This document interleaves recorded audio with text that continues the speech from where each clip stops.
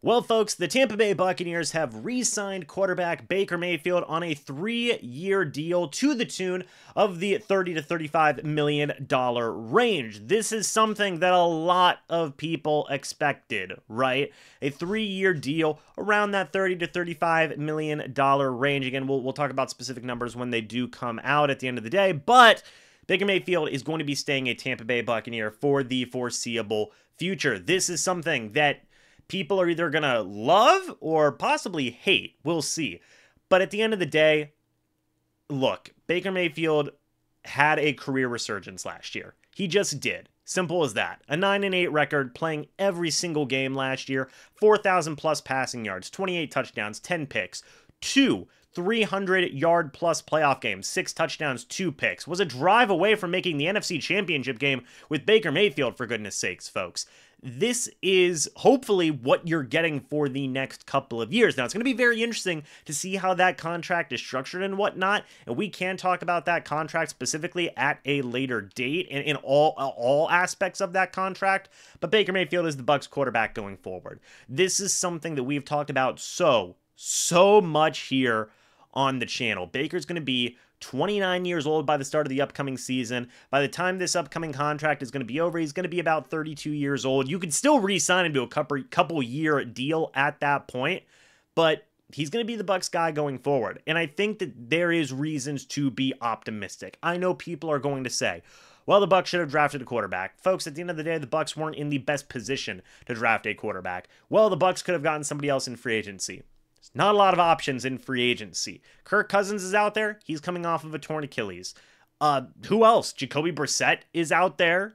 It's kind of it. Like, Joe Flacco's out there. There's not a lot of options, folks, at the end of the day.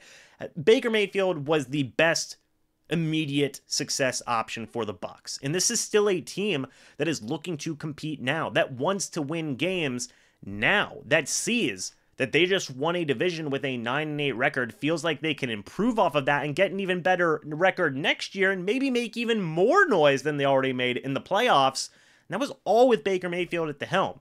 You look to build around Baker in this situation for the next couple of years. They've already done that, bringing back Mike Evans, bringing back Antoine Winfield Jr. Maybe they're going to be making a couple of more moves in terms of getting another interior offensive lineman, in terms of getting some of these other guys that have been getting released from their teams in free agency, drafting some more interior offensive linemen, maybe getting another edge rusher. It's all about building up a team to compete now with a quarterback who is ready to compete now. At the end of the day, folks, Baker Mayfield did exceed expectations from where a lot of people thought he was going to be. A lot of people thought that this was going to be his last stop as a starter, period. And that things were not going to work out, the Buccaneers were not going to win any games, and that Baker Mayfield would be a backup for the remainder of his career. That didn't happen. In fact, the exact opposite happened. And now Baker finds himself tabbed as a potential franchise quarterback. In fact, maybe in this opinion, I would say a franchise quarterback, yet again in his career. And that's the exact scenario you want, right? You shouldn't root for people to fail. And statistically with the Bucs, this was the best year Baker had ever had. I mean, yes, in terms of 2020, he did win more games, but in terms of personal success, this is the best year of Baker's career. It makes sense for Baker wanting to be back. It makes sense for the Bucs wanting to have him back because things went well. And going forward, you're building around Baker. And love it or hate it, that is what is happening now. So we will wait and see. Baker is officially back with the Tampa Bay Buccaneers. Welcome back, Baker. He is now the franchise quarterback of the Bucs going forward. We'll love to hear your guys' thoughts and opinions about this, about Baker Mayfield coming back to the Bucs. Let me know what you guys think about the deal, about, the money, the years. Did Baker Mayfield earn too much money? Is he on too long-term of a deal? Did you only want him to sign 1 year?